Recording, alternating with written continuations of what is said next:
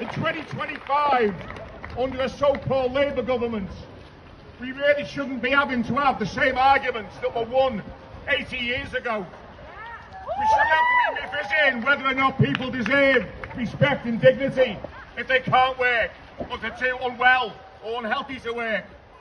We shouldn't have to have the same arguments back as we did in the 40s, that actually those who can afford to should be paying the greatest share to support those who can't. Comrades, the narrative has changed, hasn't it? Over the last 30 years, there's not new, it's not even over the last 15 years, like people say. Because let's face it, the Blair government was a bloody disaster for this country. Thatcher certainly was, Majors was. Every single government over the last 30, 40 years has targeted the working class, has demonised those who claim benefits, and have done so because they wanted to get in bed with big business. They wanted to prop up capitalism instead. And so the narrative has changed. The empathy has gone. The support has gone. And it's been replaced by demonisation. It's been replaced by blame. And those who need support are somehow the problem. Those who need support are somehow the cause of all of our ills in the UK. Well, we all know that that is a downright lie.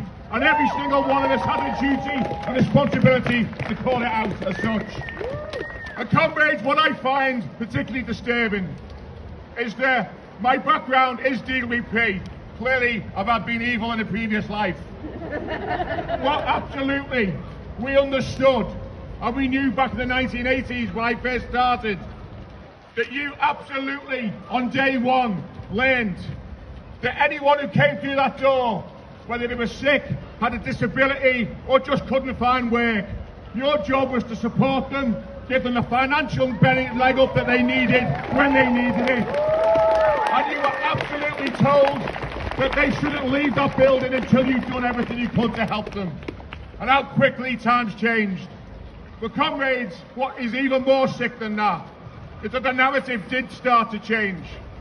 In 2020, when the pandemic hit, our members reported, day in, day out, that for the first time in their entire working lives, some who'd been working for the DWP in its various guises for 20 years, were saying that they were not only allowed to support and help people for the first time in their working lives, but the narrative was changing. People who'd never been on benefit before were plunged into that system.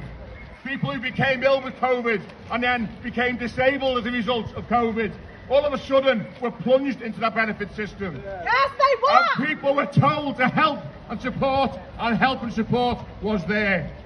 But how quickly people forget, and how quickly the narrative changed back to scroungers and skivers rather than support and help.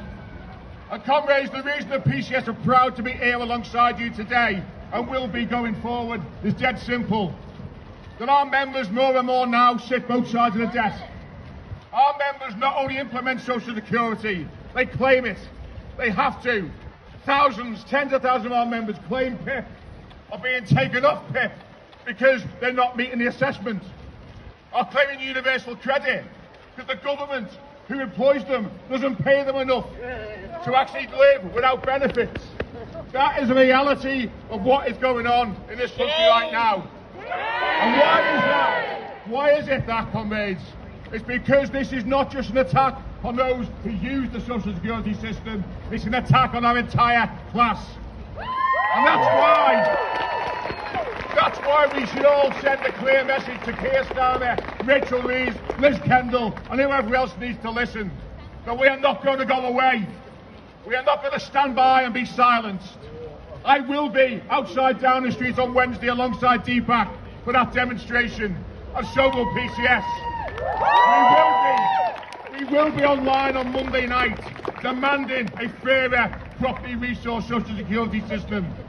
Because if they can plough billions of extra pounds into the arms race to prop up war and destruction, death and genocide globally, they can help every single person in this country who needs it. It's an absolute disgrace that they can find money for war, yet stay silent on the genocide in Gaza and the West Bank. And let's face it, I don't want to be controversial, But they're not having a safety for white Ukraine, are they? No, they're putting millions into that. So comrades, I will say this loud and clear. The PCS is absolutely in this fight with you. We will work tirelessly with you to stop these cuts. But not just stop these cuts, to campaign for a benefit system that has respect and dignity and support at its core. And we can win, comrades. Two very quick examples.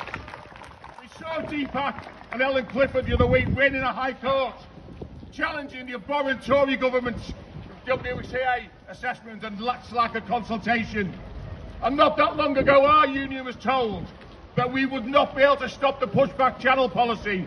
We wouldn't be able to stop the Rwanda deportation plan. And we did both. We stopped them in their tracks.